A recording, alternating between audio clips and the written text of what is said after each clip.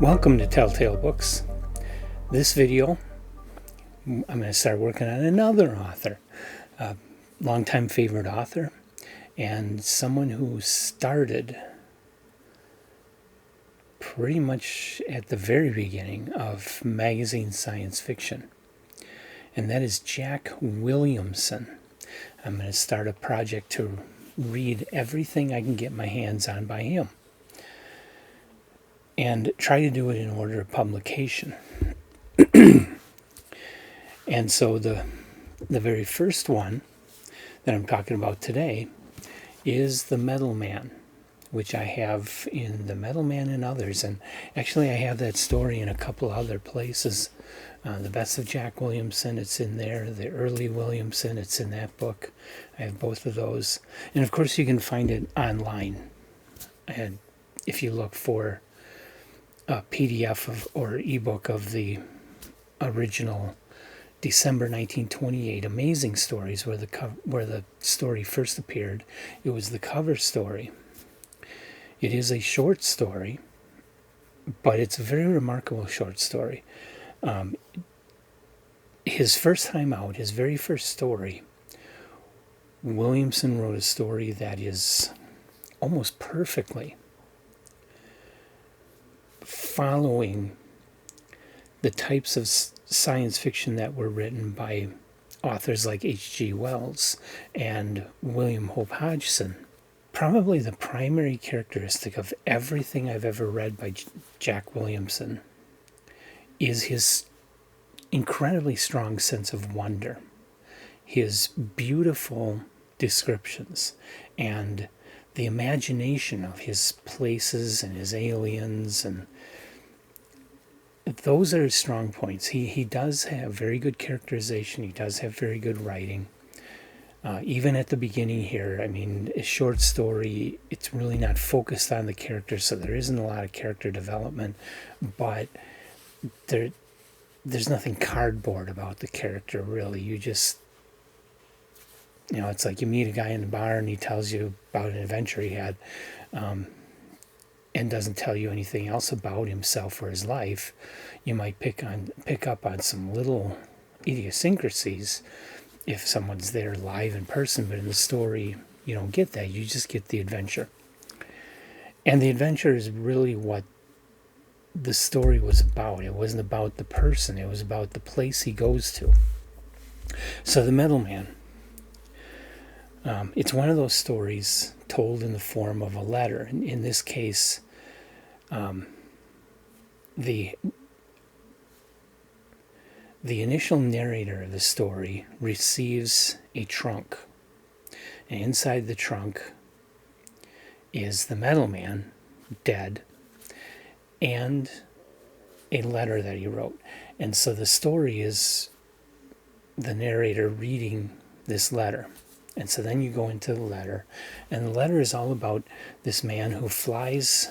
He's looking for sources of plutonium, and he's in a remote place. I forget exactly where in the world he is at, but he's in a remote place, goes into this remote valley, and he sees this incredible crater filled with a green pool. When he gets closer, he can see that the green is a gas. And then he sees rising up out of this gas, this sphere with some bright lights near it. Something causes his plane to be forced down. And he's just trying to keep the plane from breaking up. He can't control it any more than that. He's brought down by some force into this lake of green gas. So he's in there, and then he encounters some other creatures. At first he encounters some earth creatures. There was a bear, I believe, and he could see that the bear was turning to metal. And then he came upon I think it was a pterodactyl, and the pterodactyl was solid metal. And he realized that that's probably going to happen to him down there too, that this gas was somehow turning living tissue to metal. Now, you never get an explanation of how that works. You just, this isn't one of those info dumpy type stories where it goes into this long scientific explanation. You're just given that fact. The gas is there. It's turning creatures to metal. He's in it. He knows he's going to start turning. And then he sees this other creature. It's a six-sided, crystalline type of creature with spines coming out of it, and this creature physically harms him, and he gets away, gets back to his airplane, gets his airplane to take off, and he does fly back, but he's slowly turning to metal.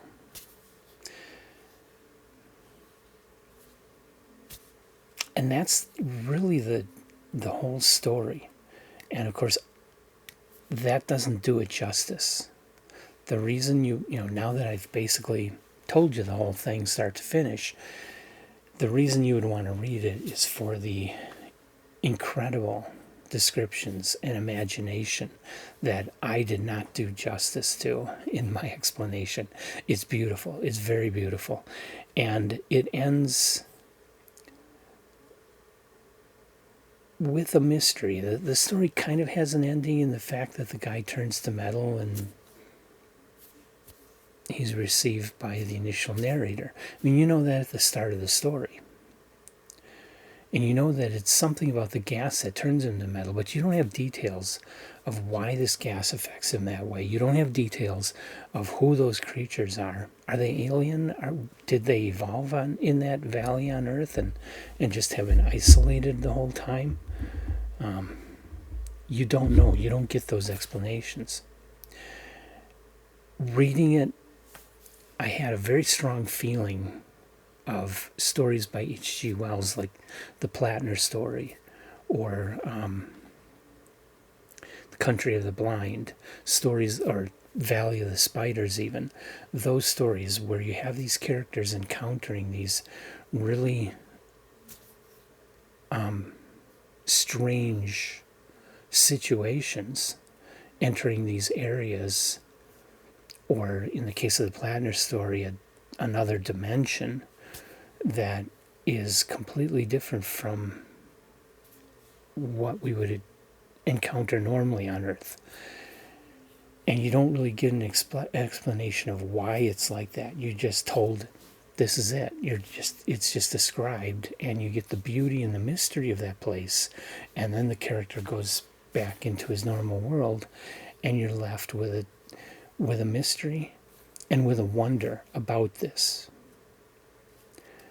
Great thing I love about these stories is they get you thinking. They leave you hanging, but they give you a lot of room for you to imagine and answer those questions yourself, so that you can kind of participate in the story that way.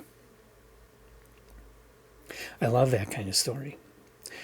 And that, like I say, Wells wrote something like that. So far, most of what I've read by William Hope Hodgson is like that. Edgar Allan Poe did that with the narrative of Arthur Gordon Pym. And I think that's strong. It's creepy because you don't have answers, because you don't know. What are these creatures about? Why are they in this place? Are they from the Earth? Now that they've encountered a man, are they going to come out of that valley and start checking things out? Are they here to take over the world? Are they going to turn everything to metal? Why do they turn things to metal? All those questions are in your mind, and you get to think about that and ponder on that. It's very powerful, but it's also very creepy because it leaves you with uncertainty about the situation. And so you don't know. They may be hell-bent on destroying everything on Earth. You don't know. But it could be. And so it's a possibility in your mind. This is a brilliant story. I'm definitely putting it on our top tales. Jack Williamson would go on to have a prolific and magnificent career, writing some great classics of the field, like The Humanoids. And his imagination never quit, and he only died a few years ago. He lived to be almost 100 years old. I am going to continue with Jack Williamson. This is only number one. The next one is the Girl from Mars. And I hope you'll join me for that discussion when I get to it. Till then, like us, subscribe to us, leave comments, tell me what you think of The Metal Man if you read it. Go out and read The Metal Man if you haven't. Like I say, you can find it for free online. Just got to do a little digging. Otherwise, if you can find a copy, this is the first edition of an 8-volume series of the collected works of Jack Williamson, starting with the very beginning of his career, and published by Hafner Press. These hardcovers are not in publication anymore. You'd have to get them used. I got mine when they first came out.